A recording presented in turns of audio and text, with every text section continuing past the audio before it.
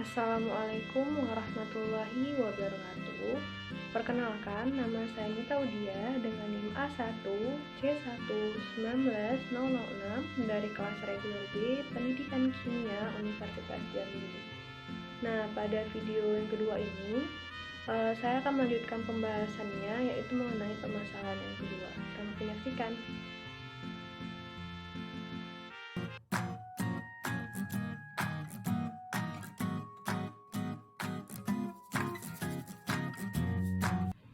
Nah, sebelum kita melanjutkan pembahasan yang selanjutnya atau mengenai permasalahan yang akan saya bahas, sebelum itu teman-teman dapat menyaksikan video yang terlebih dahulu atau menyaksikannya lewat link video berikut ini ya.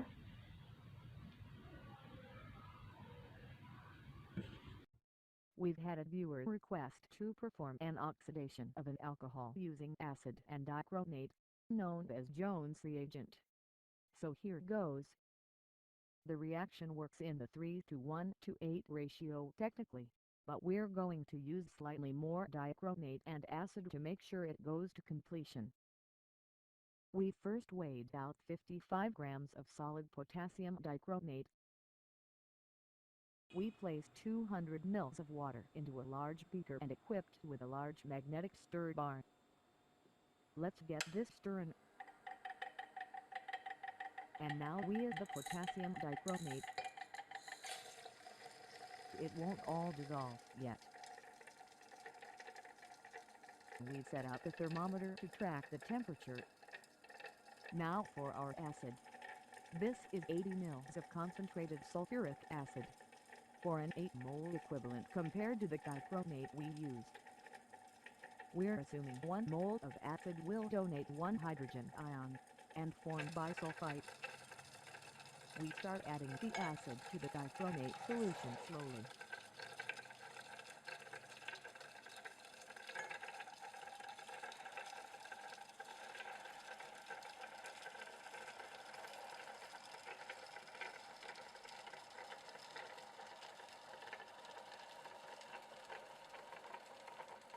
See the color changing red. A lot of heat is generated, and the temperature of the mixture at the end of addition is 90 degrees C. Here's our hot Jones reagent. Notice that all of the dichromate has now dissolved. This solution now contains chromic acid. We cover this up and allow it to cool down to about 50 degrees C before we begin the next step. Okay, setting up for the reaction, we're going to use a large 1-liter flask. You might be able to get away with a smaller one depending on how you are going to extract the product. We've got a large magnetic stirrer and a thermometer in here so we can record the liquid temperature. This is important. Since we're doing some old school chemistry, we're using our nice old school edition funnel. And the ground glass doesn't hurt when you're dealing with hot chromic acid. Here's our alcohol, 50 grams of cyclohexanol. This is 3 molar equivalents compared to the dichromate. Cyclohexanol sounds exotic, but it's an industrial bulk chemical due to its use in the manufacture of nylon. So hunt around and you may be able to find it. We've got a funnel set up to easily add this to the flask. It's slightly viscous gloopy liquid as you can see.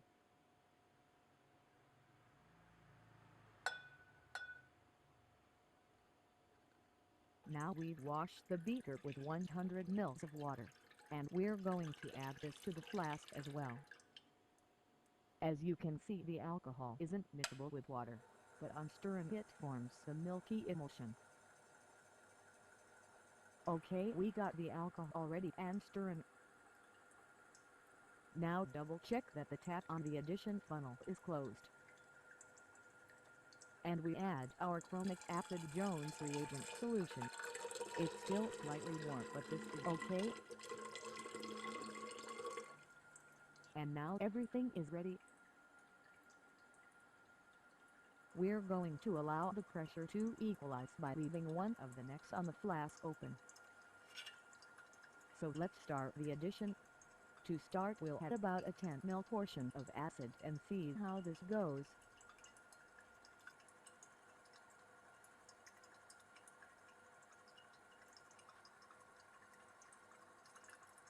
After a few minutes, the reaction mixture starts to turn a dirty brown color. And we watch the temperature to make sure it didn't increase too quickly. The reaction is starting to get underway and we can see the temperature slowly rising. But it's all under control. We added another portion of acid mixture. And as it reacted, the temperature in the flask rose to just over 50 degrees C. At this point we set up a slow steady drop of acid into the flask, just enough to keep the temperature around 60 degrees C, but without getting higher.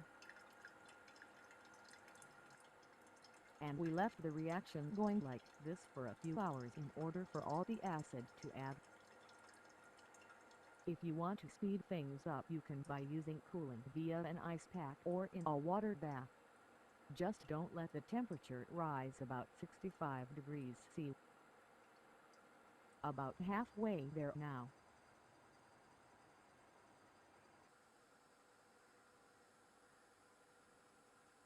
So we've completed addition. The reaction mixture looks like this. A very deep dark blue color. We decided to neutralize excess dichromate in the reaction mixture using some solid oxalic acid. You could use isopropanol instead. You could also skip this step, but we recommend it to get a good pure product. We added about 10 grams in total. Now straight away, before the mixture cools, set up for simple distillation in the same flask. What we're going to do is steam distill the product. If you are using a different alcohol which won't steam distill or form an acetate, you could also extract it from the reaction mixture using an organic solvent. In our case, the product is actually immiscible with the reaction mixture, but we're going to steam distill as it gives a nice pure product. Get the reaction mixture boiling vigorously, and pretty soon an azeotropic mixture of water and the product will start to condense.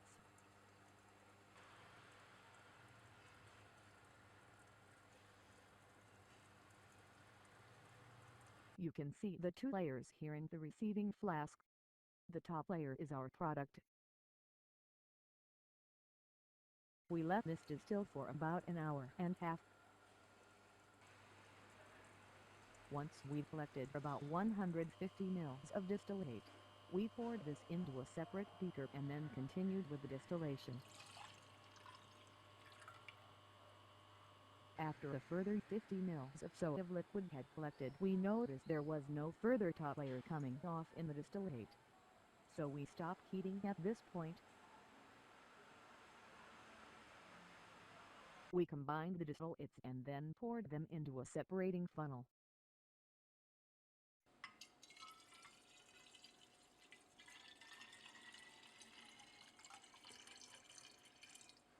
We're going to saturate the aqueous layer with salt in order to try to remove as much product as possible that might be dissolved in it.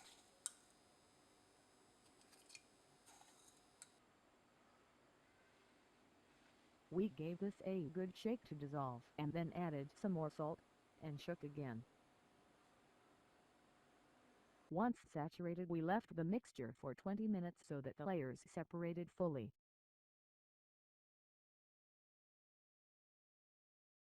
Then we drained off the bottom aqueous layer. The product did form a slight bubbly emulsion with the final bit of water, but some shaking and tapping the funnel fixed this. We drained off the top layer of product into a flask. Note that the aqueous layer looks as though it's got a small amount of product in it.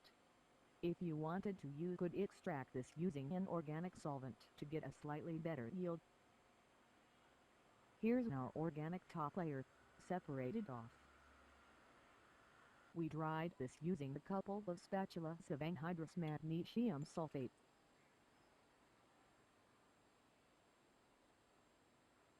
And then after 10 minutes of drying, decanted into a storage bottle. Here's the product. 42 grams of cyclohexanone as a clear colorless liquid which is not as viscous as the starting alcohol as you can see. This is an 86% yield on the starting alcohol, which we think is great given that we use no organic extraction or solvents at all in the process. Its aroma is not as pungent and rubbery as the alcohol, and is more menthol-like. Let's do a quick check to make sure we've got a ketone. Here's a saturated solution of sodium bisulfite. Let's add a bit of our product.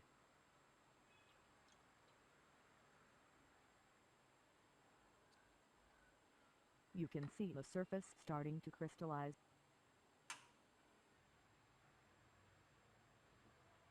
It's quite solid. Formation of a crystalline solid bisulfite adduct is a classic sign of an aldehyde or ketone. So that's it. If you want to do the reaction on a different secondary alcohol, get some information about the product's boiling point, solubility in water, and whether it forms an azeotrope, and choose your workup accordingly. Stay tuned because we've got some fun ideas for our cyclohexanone.